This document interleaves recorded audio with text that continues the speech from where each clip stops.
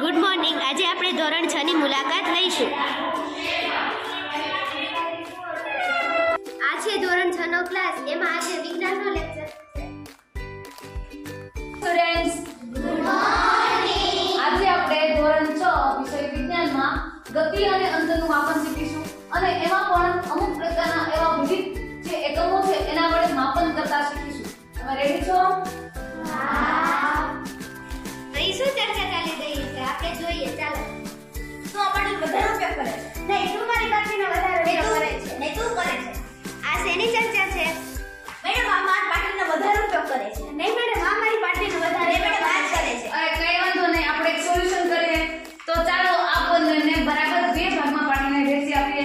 એના માટે પાટીને બે ભાગમાં વહેંચવી પડશે. તો એના માટે કયા કયા સાધનો વડે એને બે ભાગમાં વહેંચશું? મેડમ દોરી વડે. હા, દોરી વડે પણ માપીને બે ભાગમાં વહેંચી શકાય. મેડમ બેટ વડે. વેત વડે, સરસ. હા, લાકડી વડે પણ વહેંચી શકાય. તો ચાલો આજે આપણે દોરી વડે પાટીને માપીએ અને એને બરાબર બે ભાગમાં વહેંચીએ. તો એના માટે કરશું શું? તો કે સૌ પહેલા આપણે દોરીની જરૂર હશે. હવે દોરીને એક છેડે મેં ગાંઠ વડે છે જેનાથી આપણને માપ છે અંકિત થઈ છે. બીજા છેડે આપણે માપી લઈએ. તો ચલો આ પાટી છે એનું માપ આટલી છે, બરાબર ને? હવે એને બે ભાગમાં જોઈએ તો શું કરવું પડશે? એટલે બરાબર કરવું જોઈએ. તો હવે આ પાટી છે અહીંયા સરખા બે ભાગમાં વહેંચાઈ જશે. બસ થઈ ગયું ને તમારું સોલ્યુશન. હવે ઝઘડશો નહીં. આ સ્ટુડન્ટ કંઈક વિચારી રહ્યા છે. ચાલો આપણે એની મુલાકાત લઈએ. આને કંઈક પ્રશ્ન લાગે છે. તને શું પ્રશ્ન છે? રજૂ કર. મેડમ, આપણે દિવાલની લંબાઈ માપવી તો કેવી રીતે માપી શકીએ? હા, તારો પ્રશ્ન સરસ છે.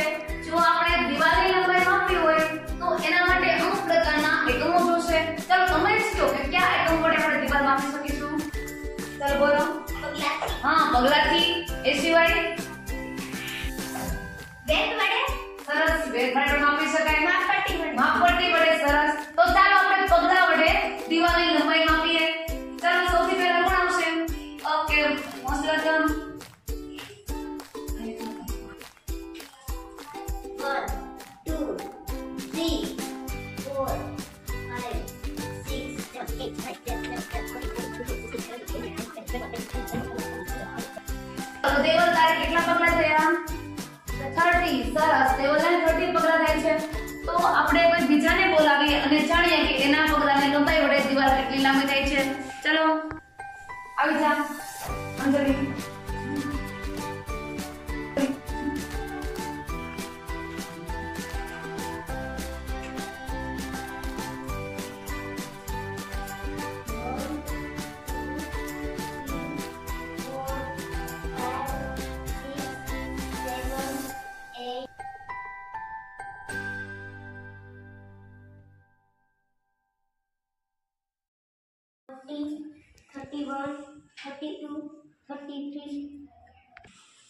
તો જેના અંદર 33 પગલા થાય છે. તો આમાં તો ઘણા ફેર આવે. તો પગલા છે એ ચોક્કસ માપનું સાધન નથી, ચોક્કસ એકમ નથી. તો પગલા વડે આપણે માપ લઈએ તો એ ખોટું થઈ શકે. તો એના માટે અમુક એવા એકમ આપણે વિકસાવવા જોઈએ જેના વડે આપણે શું કરી શકીએ? સાચું અને ચોખ્ખું માપ લઈ શકીએ. તો એના માટે જે મેઝર ટેપ છે એના ઉપયોગ કરીને આપણે દિવાલનું સાચું માપ માપી શકીએ. ઓકે? જ્યારે આપણે પગલાથી માપ લઈએ છીએ ત્યારે તો આવે છે તો સાચું માપ લેવું જોઈએ. હા. તો ચાલે મેઝર ટેપ દિવાલથી લંબાઈ લઈએ. મેડમ, મારી પાસે મેઝર ટેપ છે. તો ચાલો હવે લઈએ.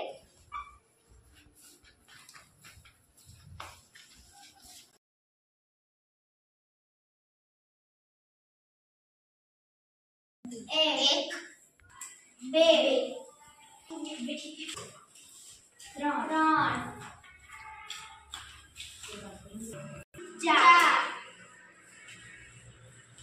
તો આપણે જ્યારે આ દિવાલની લંબાઈ માપી ત્યારે આપણે આ ટેપને 4 વાર મૂકીને માપવી પડી અને આ ટેપની લંબાઈ છે 150 સેન્ટીમીટર. તો 150 × 4 તો દિવાલની લંબાઈ કેટલી થઈ હોવી જોઈએ?